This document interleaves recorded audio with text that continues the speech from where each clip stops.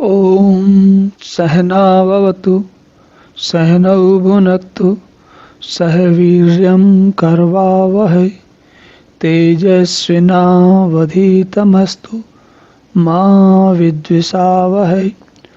ॐ शान्तिः शान्तिः शान्तिः। हरि ओम।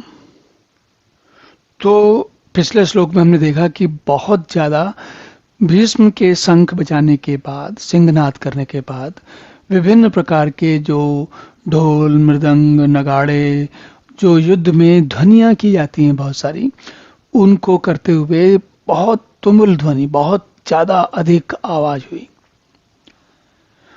तो उसके बाद क्या हुआ? तो कहते हैं ततः श्वेताई हयै युक्ते महति स्यन्दने स्थितौ माधवः पांडवः च एव दिव्यौ शंखौ प्रदत्मतु।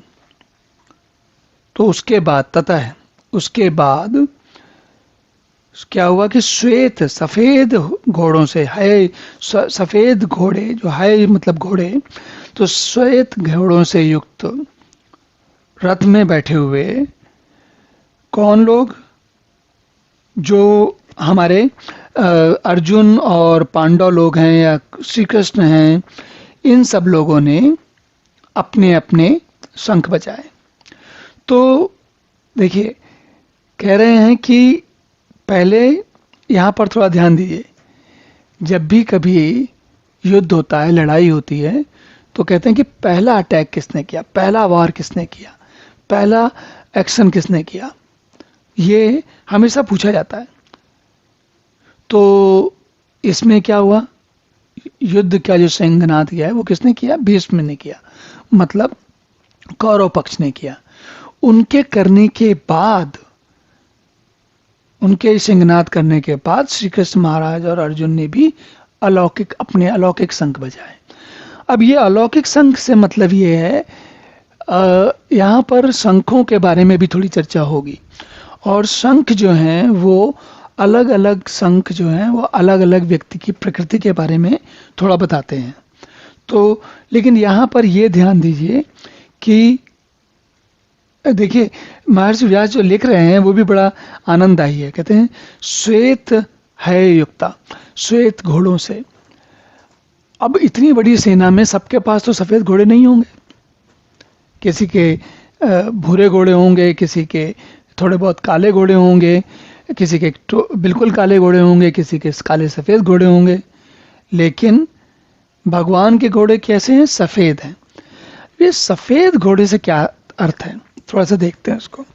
तो सफेद, एक तो पहले सफेद शांति का प्रतीक होता है, तो हम सभी जानते हैं। तो मतलब अभी भी ये कह रहे हैं कि युद्ध के इच्छुक नहीं है, चाहते तो शांति रहे तो अच्छा रहे।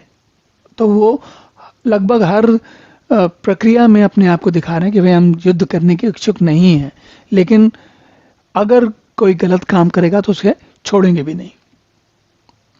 इसके अतिरिक्त एक और यहाँ पर बात निकल कर आती है जिस पर थोड़ा ध्यान देना चाहिए। सफेद जो होता है, श्वेत होता है, वो प्रकाश का द्योतक होता है। मुख्यतः प्रकाश, श्वेत से प्रकाश समझ में आता है। और प्रकाश का क्या फायदा है? प्रकाश का सबसे बड़ा फायदा ये है कि प्रकाश जो होता है वो हमें दिखाता है, ज्ञान देता है।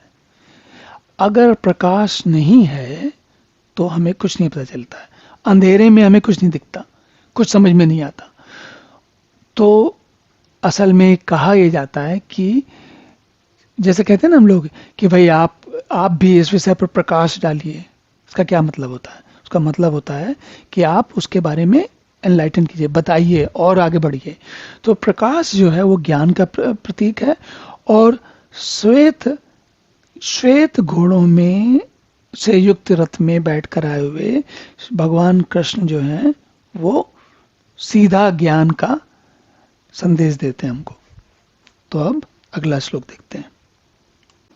ओम पूर्णमदः पूर्णमिदं पूर्णात् पूर्णमुदच्यते पूर्णस्य पूर्णमादाय पूर्णमेवावशिष्यते। ओम शांति शांति शांति।